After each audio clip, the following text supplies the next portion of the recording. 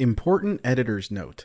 A little detail that I forgot about using Shackle Grenade is that you also create a Tangle when you get kills. So one of the reasons you're going to see a lot of like Strand explosions is whenever a target dies, it leaves a Tangle, and the burst from the aspect basically destroys the Tangle, and it just creates this chain explosion of Strand. So if you're a little bit curious as to what's going on there, it is the Tangle exploding, because you will see the Tangle cooldown pop up as I'm getting kills once my Weaver's trance is active. So with that being said, here's the video. Hope you enjoy, and let me know if you plan on using this in the future. Okay, thanks, bye. One, go.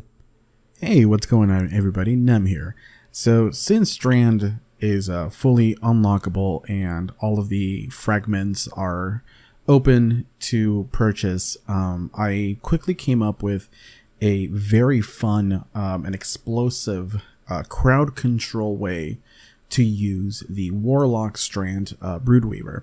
Now the build revolves around using your suspension abilities, and with that we're gonna take a look at what aspects and fragments I use. Now of course these are kind of just haphazardly thrown together, so there's going to be a lot of more refinement that you can do to personalize it to the way that however you want to play, but I'm just going to show you the basics of what I use and then just show you a couple of examples of why this is very, very fun in a crowd control role. So starting off, we're going to take a look at the grenade, and the grenade that we're going to want to use is the Shackle Grenade.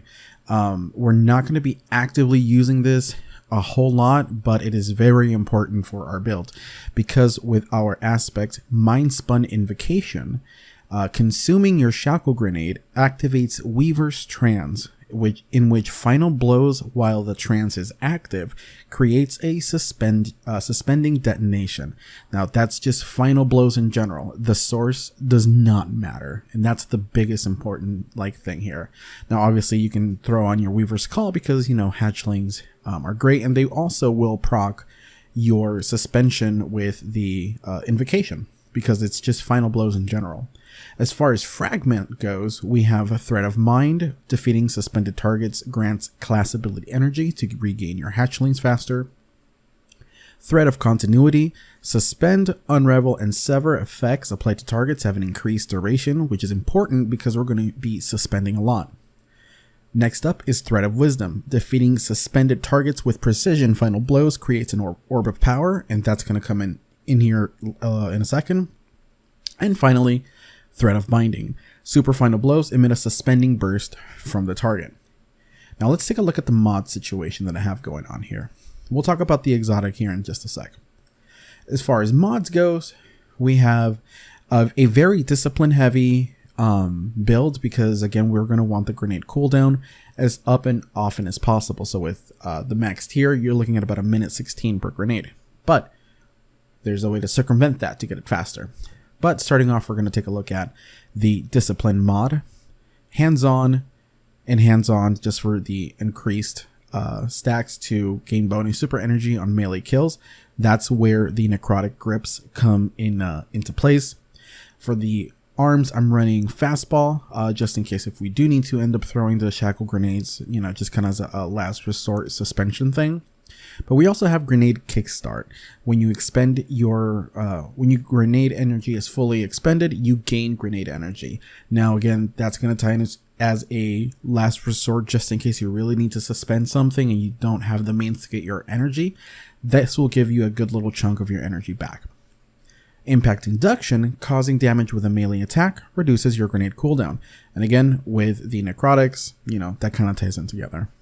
The chess piece is really open to whatever you want to use because it's mainly reserves and other things. So you can definitely refine the build with however you want that way.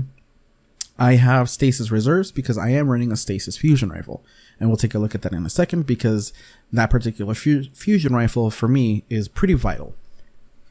For the boots, we have Insulation, reduce class ability cooldown each time you pick up an orb of power, and Innervation, reduces grenade cooldown each time you pick up an orb of power. Now, when you have an enemy suspended and you kill him with a precision shot, you make an orb of power, so you're consistently going to be getting a cooldown as long as you can create those orbs. Finally, I have Kinetic Weapon Surge, which is pretty helpful. Your kinetic weapon gains a small bonus to damage while you have any armor charge.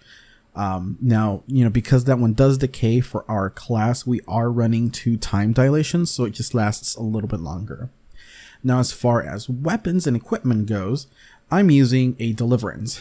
Now, this is my crafted Deliverance with Demolitionist and Chill Clip.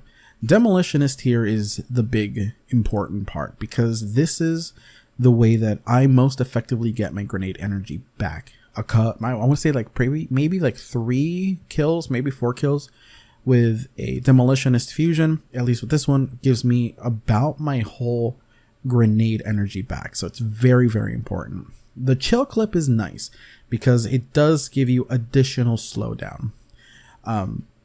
So with that being said, I'm going to go ahead and play a couple of clips here with everything going on, so you guys can take a look at the build in play.